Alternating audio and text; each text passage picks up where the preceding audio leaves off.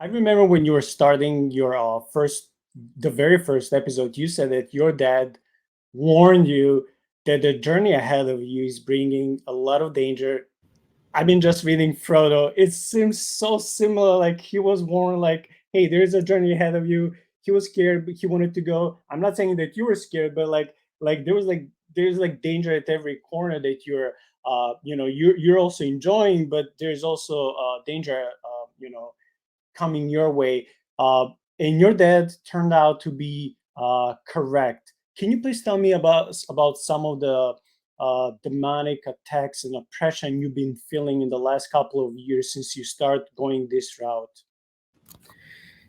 Yeah. So I think when he said that, um, he meant, and this is how I took it at the time too, that by doing what we were doing and making this thing, we would sort of be poking that entity in the eye. Um, and that there was surely going to be some repercussions for doing that. Um, I can say that the only, me personally, in while I was working on the thing, there were only maybe a couple of times when I thought something happened that was, people imagine that, I'm gonna say I was up late editing and I turned around and there was the shadow figure and it wasn't that. I think there was one instance where we had something knocked off of a table um, during a conversation when we were mentioning the recurrence of the number three and the triple three together and its significance. I was talking to one of the interview subjects about it, um, and something got knocked over in the room. And then there was an evening when I felt something akin to a panic attack, which I've never had before or since.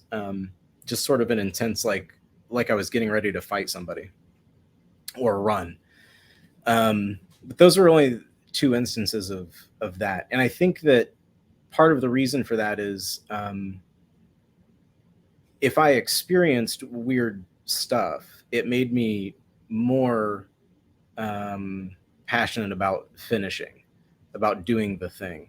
Um, it felt like that's an obvious the enemy's returning fire, I must be over the target kind of thing.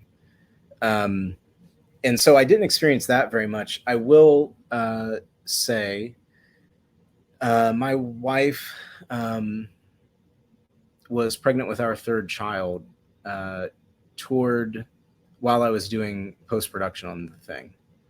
Actually, while I was shooting it, and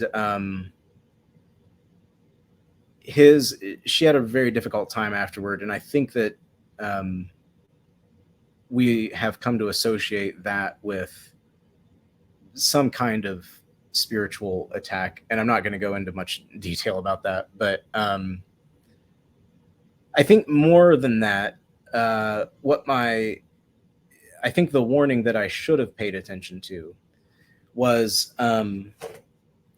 there is a real danger. I think that we were permitted to see something happening in a pretty dramatic way in order to tell the story that God had given us to tell. And I think that coming to terms with it since that point, um, there's a real danger in becoming obsessed with kind of seeing just a little bit more, knowing a little bit more. And it's the same sort of Gnostic appeal that's made to anyone who gets sucked into the occult. It's you can know something out of time, or you can know something you shouldn't know, and you can manipulate that knowledge to for your own benefit. Like that's the always the promise in some way. That's the bait that's on the hook. And you can see if you watch the show toward the end of it, we talk about how it's a long explanation, but I ended up using a tool that I have repented of since and will not, and didn't really realize what I was doing when I did it, and had a pretty dramatic result. Um, And in the months after that, even after recognizing what it was, there was definitely this constant temptation to, anytime you hit a dead end in the investigation, to sort of, well, we could always see what, we could see what would happen if we plugged that phrase into this tool and got a response, and um, maybe the results would be interesting. And so I think that the temptation to sort of become obsessed with knowing more and seeing more, and having more experiences, that's a real danger. And that's a danger even for, I do not encourage Christians in general to get into like uh, doing investigation or actually going out and doing stuff. I don't think that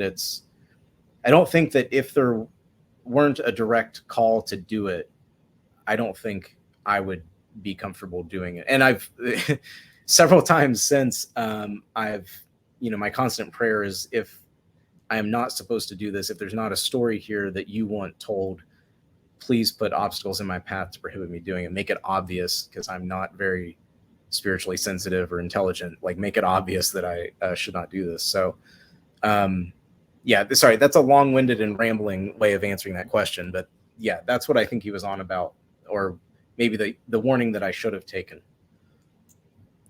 Yes, I appreciate your wisdom that you're sharing with us, both about pursuing knowledge. I love knowledge, and I always strive for learning more, reading more, watching more. And also, I appreciate how you told God, like, if this is not your way, just somehow prevent it. And that, for me, that's amazing. It just brings wisdom to all of us.